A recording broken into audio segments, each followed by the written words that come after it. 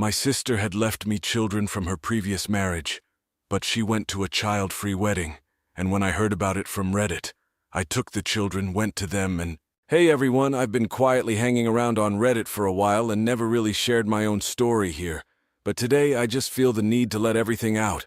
So my sister VJ, let's call her Sarah VJ, has been a constant source of stress in my life. We never got along. She's quite manipulative and tends to display narcissistic traits. Sarah was born prematurely, which seemed to trigger a protective streak in my parents. Unfortunately, this meant that throughout my life, I often felt overlooked. They would forget to attend my school plays or basketball games, and even neglected to pick me up from them.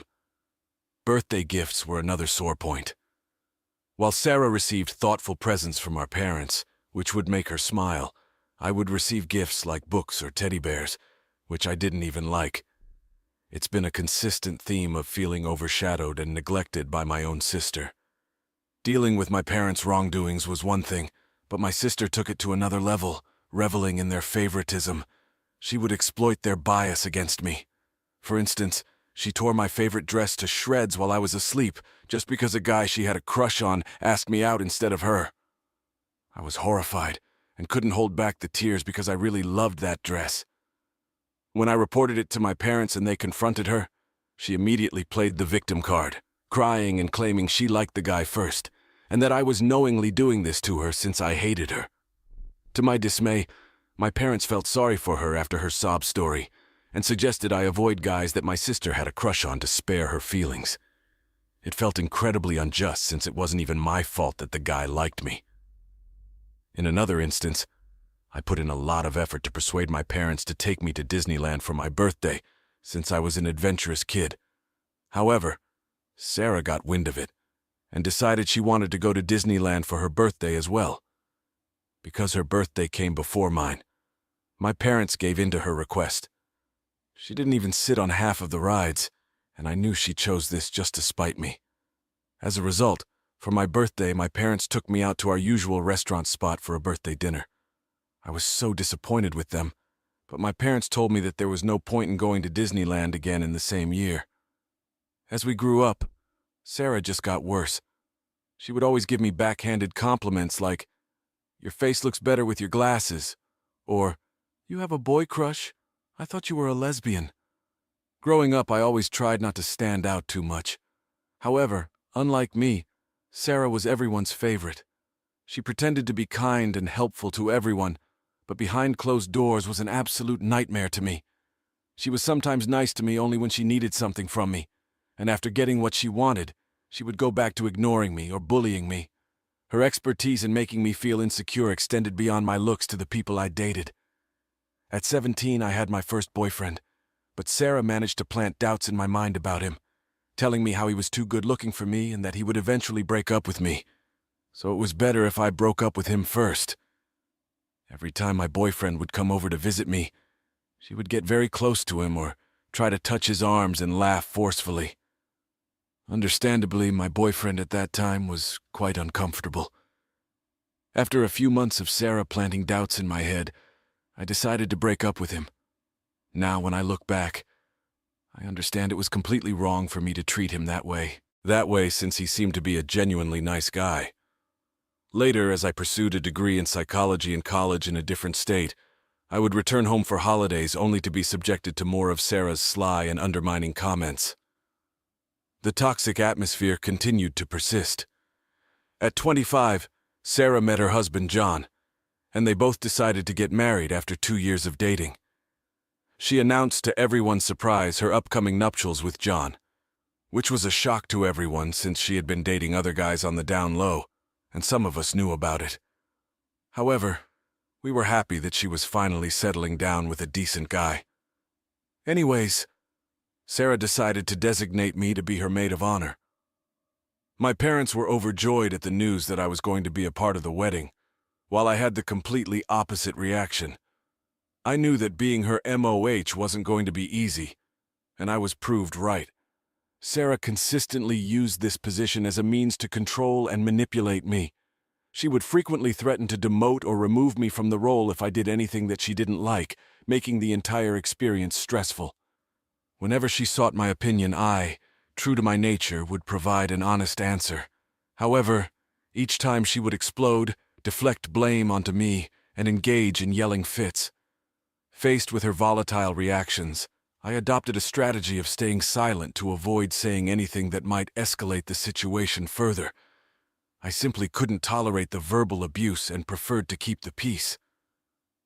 One day at lunch, we were discussing wedding plans, and I simply asked whether the MOH would be wearing a different dress just to get a better idea of her vision.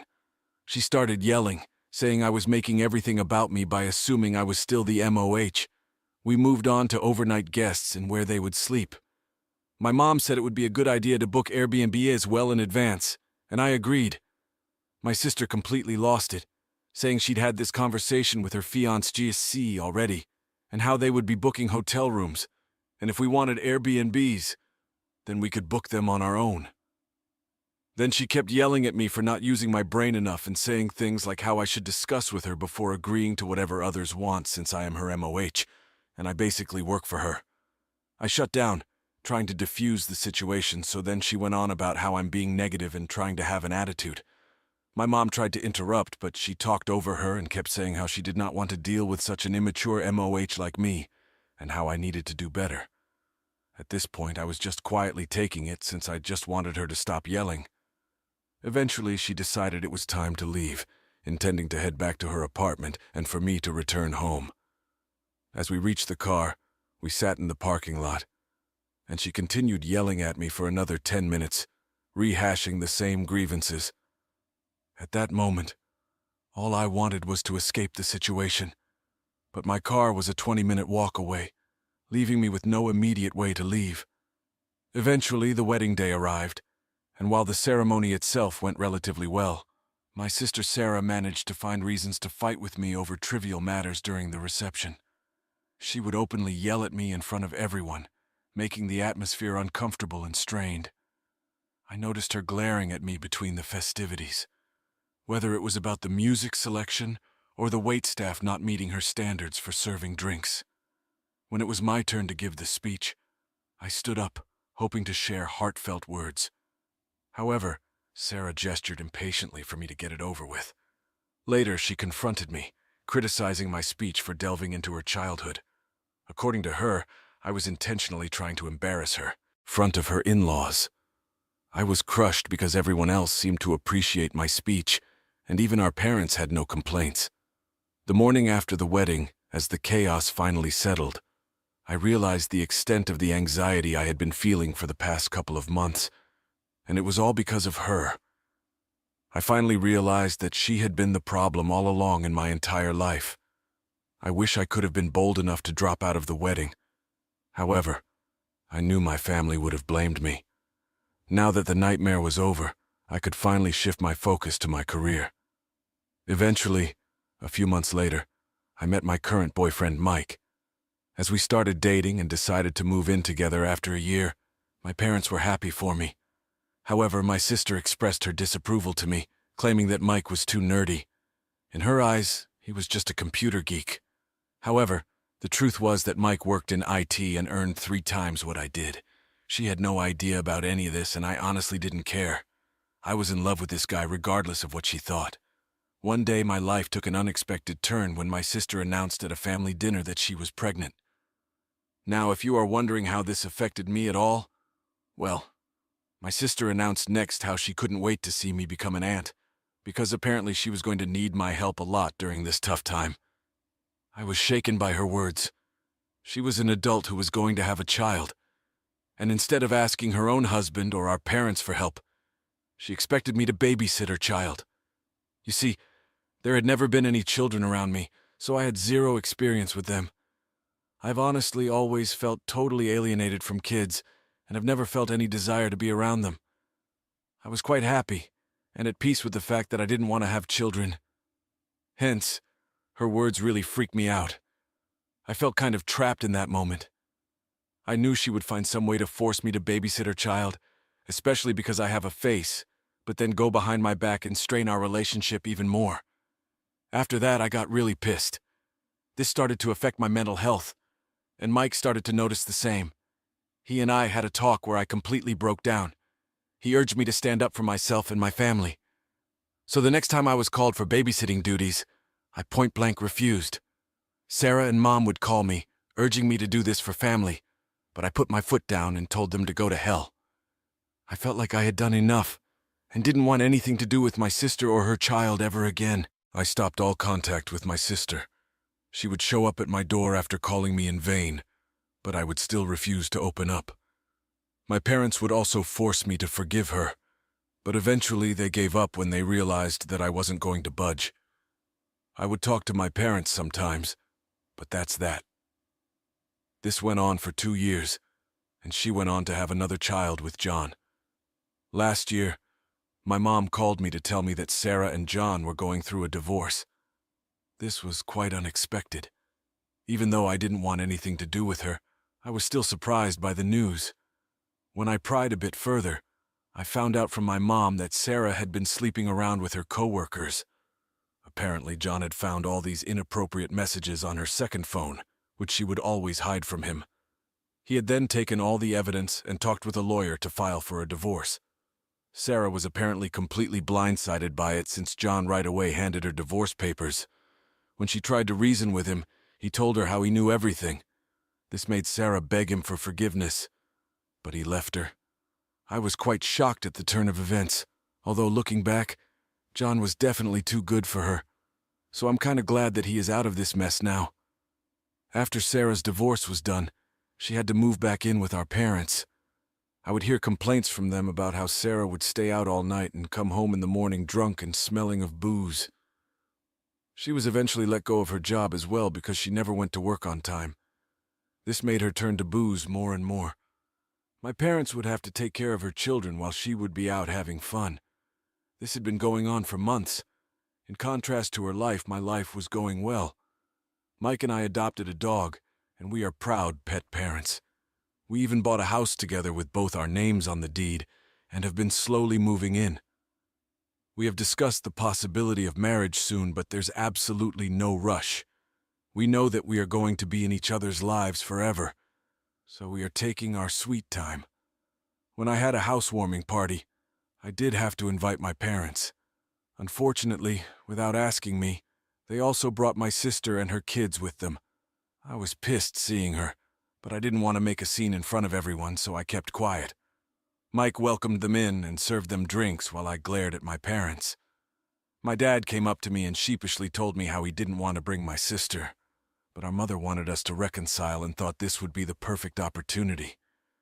My sister loudly announced to her kids to go and give me a hug since I was their aunt. I smiled politely as they hugged me. Sarah then started telling me how I should be a more involved aunt since the kids hardly recognized me, and how I should put in more effort. I was grinding my teeth to stop myself from saying something to embarrass her in front of everyone. Throughout the party, I noticed Sarah drinking wine continuously. She wasn't the least bit concerned about what her children were up to. Her kids, on the other hand, were extremely rowdy. They chased after my dog, trying to kick it or didn't want to risk it. So, I decided to keep it simple and made some sandwiches with the ingredients I had. Thankfully, they ate without any complaints, and I felt a small sense of accomplishment in handling the situation. As the hours passed, I kept checking my phone, expecting a call or message from Sarah to come and pick up her kids. But there was nothing. I tried calling her, but she didn't answer. It was getting later, and I started to worry about how long this emergency would last. Eventually, I decided to put the kids down for a nap since they were getting restless and sleepy. During this quiet moment, I decided to check social media to pass the time. To my shock, I saw a post from Sarah. She had tagged herself at a friend's child-free wedding, smiling and having a good time. It became glaringly obvious that there was no emergency at work VDJ. Sarah had lied to me. She used me as a free babysitter while she attended an event. My frustration and anger surged back. I felt utterly disrespected and manipulated once again. By the time Sarah finally showed up, it was early evening. She looked happy and relaxed, clearly having enjoyed herself. As she walked in, she casually thanked me for watching the kids. I confronted her about the wedding post I saw, demanding an explanation. Sarah tried to downplay it, saying it was a last-minute invitation and she had no other choice. She even had the nerve to tell me how I should understand because she deserved a break. I was furious. I told her that using her children as an excuse to dump her responsibilities on me while she partied was beyond selfish. I made it clear that this would be the last time she pulled a stunt like this, and that I would no longer be available for her to take advantage of. Sarah's reaction was typical VDJ. She played the victim, accusing me of being unsupportive and heartless. She even tried to guilt-trip me by saying how hard it is to be a single mother. But I was done. I stood firm and told her to leave and not come back unless she was willing to change her ways and respect my boundaries. After she left, I felt a mix of relief and sadness. I was relieved that I had finally stood up for myself, but sad that it had come to this point with my own sister. I knew my parents would likely hear a twisted version of the events from Sarah, but I was prepared to deal with it. Moving forward, I decided to focus on my own happiness and well-being. Mike and I are planning our future together, and I'm excited about what lies ahead. I won't let Sarah's manipulative behavior dictate my life anymore. I deserve to live free from her toxic influence, and I will do whatever it takes to protect my peace. Couldn't take any risks of giving them meals without checking with Sarah first. I dialed Sarah's number, hoping for a swift answer. However, there was no response. I tried again after some time, only to be met with her voicemail. With no other option, I decided to be direct with the kids. I explained that their mom seemed busy at work and wasn't picking up her phone. Trying not to alarm them, I gently asked if they had any known allergies or specific dislikes when it came to food. The oldest, while talking about her preference, let slip that maybe her mom was busy at the wedding, which is why she was not picking up my calls. I furrowed my brow and questioned how she knew that. She hesitated before admitting that she overheard Sarah discussing it with a friend on their drive over to my place.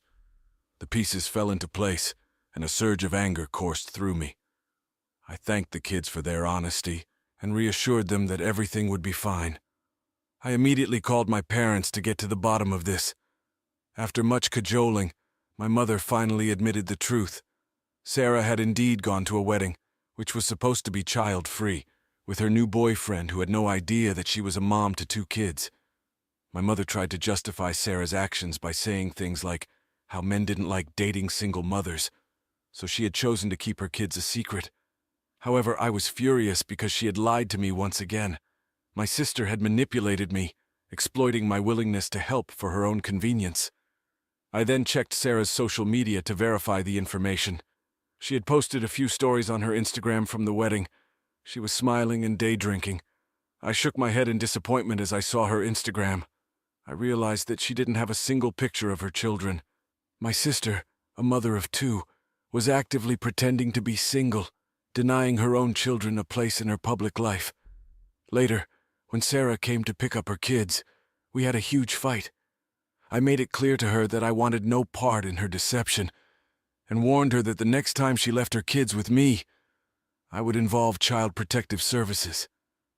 Sarah was pissed hearing this and started to abuse me. But Mike, who had by then returned back from the office, immediately intervened and threatened to call the police on her, which led to her leaving tries to show up unannounced. I would be prepared. The steps I've taken to protect my mental health and well-being are significant, and while it hasn't been easy, it's been necessary. I've blocked Miranda's number and her social media accounts to ensure she can't reach out to me. I've also made it clear to my parents that my boundaries are firm and non-negotiable. Since my last update, I've focused on my relationship with Mike and our plans for the future. We've discussed our next steps, including the possibility of getting married, and we feel more united than ever. My career is also on track, and I've been dedicating time to my hobbies and interests, which has been incredibly fulfilling. Despite the tension, I'm grateful for the support system I have, especially Mike, who has stood by me through all of this. My parents' acknowledgement of the situation and their support have been a crucial part of my healing process. I hope that with time we can all find a way to move forward, but for now, I'm prioritizing my peace and happiness. To anyone going through a similar situation, I encourage you to stand firm in your boundaries and prioritize your well-being. It's not easy, but it's essential for your mental health. Remember that you deserve to be treated with respect and kindness, and it's okay to distance yourself from toxic relationships, even if they are within your family. If she pulls the same stunt again, I can take legal action against her. Update 3. It's been 4 months since my last update. I've been hounded by people on Reddit to post an update. The reason I have been MIA is that I decided to get off social media and uninstalled all my apps. My mental health has improved considerably, and I have also been going to therapy. I've been focusing on my own personal growth. Mike and I are still going strong. He surprised me with a proposal last month when we were having a romantic date on the beach. It was honestly so sweet to see him tremble when he went down on one knee and took out the ring. I can't believe that I'm finally going to be marrying this wonderful man in a few months. I have told my parents about it. Although we talk very little, my parents are extremely happy for me and adore Mike as well. I have received news that Sarah has moved out of my parents' house after they finally lost their patience with her when she continued to come home late after partying and drinking the whole day. She, of course, fought with them, but in the end had no choice but to move out. My parents have offered to pay her 6 months' rent, after which she is on her own. Dave does pay her child support money every month, but I doubt it would cover her personal expenses. I hope for the sake of her kids that she decides to grow up and be responsible for once in her life. This experience has taught me a lot about setting boundaries and standing up for myself. It's been a challenging journey, but I'm proud of the progress I've made. To anyone else dealing with similar family dynamics, know that it's okay to put yourself first and protect your own well-being. You deserve to live a life free from manipulation and toxicity.